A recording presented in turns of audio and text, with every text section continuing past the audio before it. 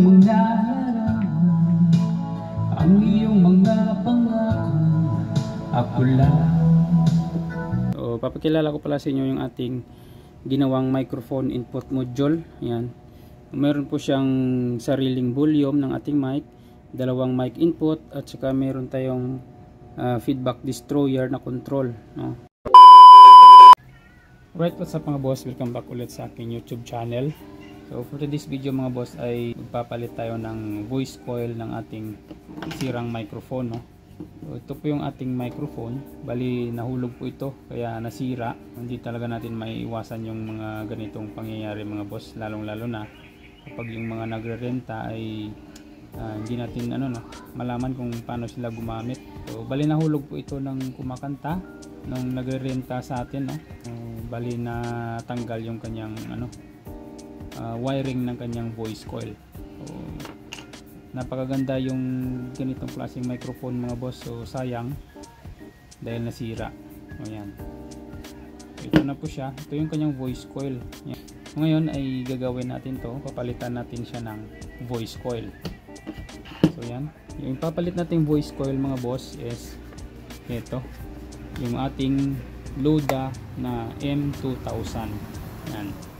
So, binili ko po ito sa halagang 350 pesos dito sa probinsya. So, sa Manila siguro mura lang ito. Pero dito sa amin sa probinsya, sa Iloilo, nagkakalaga po ito ng 350 pesos. Yan. So, ngayon papalitan natin mga boss. Sa mga hindi pala marunong mag-repair ng kanilang mic, panoorin nyo lang yung video na to para matuto kayong mag-ayos ng inyong microphone.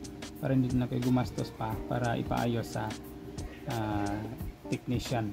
So, bumili lang kayo ng ganito at papalit nyo lang dito.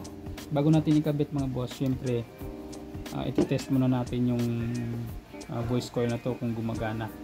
So, kailangan natin ng tester. Sa pag-test nito mga boss, simple lang naman. Tap nyo lang yung dalawang wire na to sa dalawang test probe na to. Kahit magkabaliktaran, okay lang yan. So sa pag-test nito mga boss, huwag niyong hawakan yung yung test probe natin kasi mariread niya yung ang inyong kamay, no. Yan, makita niyo pag ginawakan ko yung dalawang kamay ko, nagre-reading siya. So dapat pag nag-test kayo ng resistance, dapat huwag niyong hawakan yung test probe. So ganyanin niyo lang mga boss. Yan. Kita nyo ng ganyan, tapos yung isa yan. Ayan, meron siyang reading. Nagpa-fluctuate lang kasi loss yung ating pagkakabit dito, no. So dapat tigpit. Hindi gumagalaw. Sumado kasi yung kamay ko mga boss, pasensya na. Pero okay naman yun. Ang importante meron tayong reading. So pag walang ganon, pag hindi nagre-read, ibig sabihin sira yung inyong nabiling voice coil. Ayan, so ngayon ay kakabit na natin to mga boss. So sa pagkabit nito, ganyan lang naman, ganito lang naman yan mga boss. Makikita nyo meron dalawang wire dito. Yung red ikakabit natin sa red, at yung black ikakabit din natin sa black. So ganyan lang pagkabit mga boss. Putulin lang natin to. So, huwa ko ng sapin para hindi masira yung ating lamesa. Gagawin nyo dito, dito maliit, yung isang wire is mahaba.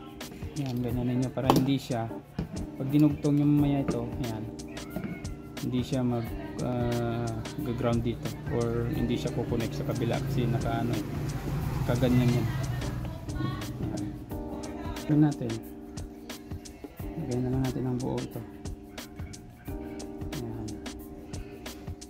Yan, tapos unahin natin yung isolda yung itim. So dapat ganyan mga boss. Yan, balin nakalayo yung agwat nila sa red at saka sa black para hindi sila magko-connect dalawa. So, gagawin natin yan mga boss is pinutin ng shrinkable tube. Yan. And then initan na natin ng soldering iron para siya. Yan.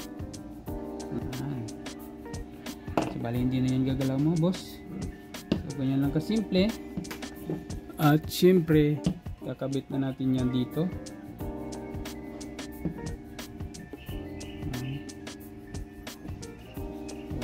Kung maluwag, syempre lagyan natin dito ng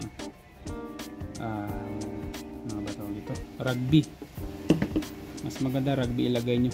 Pero pag wala kayong rugby, wala kasi akong rugby dito, shoe glue na lang. Basta konti lang kasi pag nasira ito mahirap nang kunin. Dapat konti lang ilagay nyo na shoe glue para pag once na masira ulit, madali nyo lang hugutin. So yan na. Okay na yan mga boss. Babalik natin yung ating takip.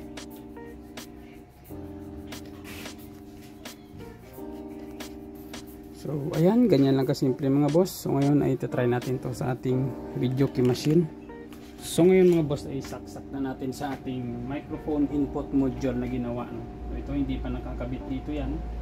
So, try muna natin saksakan ito. Ayan. Nakasaksak na. At mag-select tayo ng song mga boss. 1, 2, 3. Lagyan.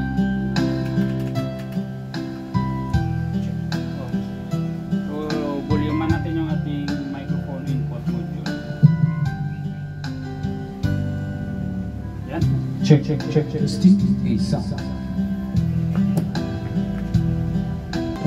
Check. Testing. Check. So ayan mga boss, no, gumagana yung ating microphone. So, ngayon try natin kumanta mga boss. Okay yung ating microphone. Hey, testing. Check. Sound check. Hey.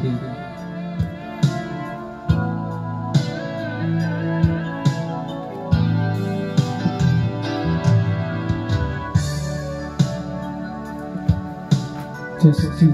Check.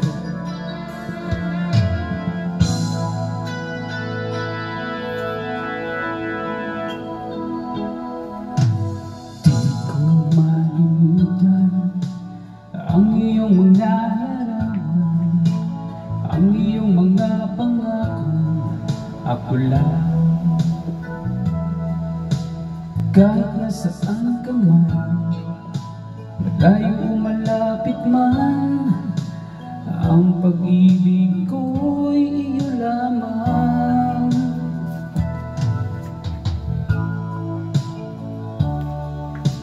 Ina-adjust natin yung ating microphone input module para sa quality ng sound. Kahit na anong mangyari, ikaw at ikaw pa rin. Wala akong ibang iibigin. Lulubog, lilitaw ang buwan at araw, patuloy pang lalakad ang panahon.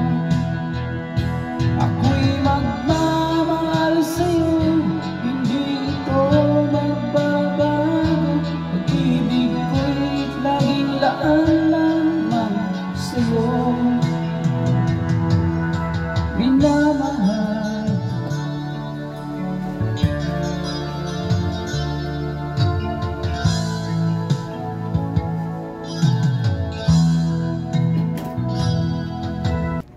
Alright, okay naman mga boss. So, papakilala ko pala sa inyo yung ating ginawang microphone input module. Ayan. Meron po siyang sariling volume ng ating mic, dalawang mic input, at saka meron tayong feedback destroyer na control, no? Mic enhancer, pwede rin. Ito po yung kanyang itsura. Ayan. So, nagbibenta rin po ako nito mga boss. Sa gustong umorder, mag-message lang po kayo sa aking Facebook page sa Jeff Moto Drone. Ayan. So okay na mga boss. Alright, so okay naman yung ating ginawang microphone mga boss, no? So napagana naman natin. Hanggang dyan lang muna yung ating video mga boss. I hope na meron na naman kayong natutunan sa araw na ito. So hindi pa pala nakakapag-subscribe sa aking channel, please subscribe and hit the notification bell para maging updated kayo sa next nating mga i-upload na video. Maraming salamat sa inyong panonood. God bless us all and peace out.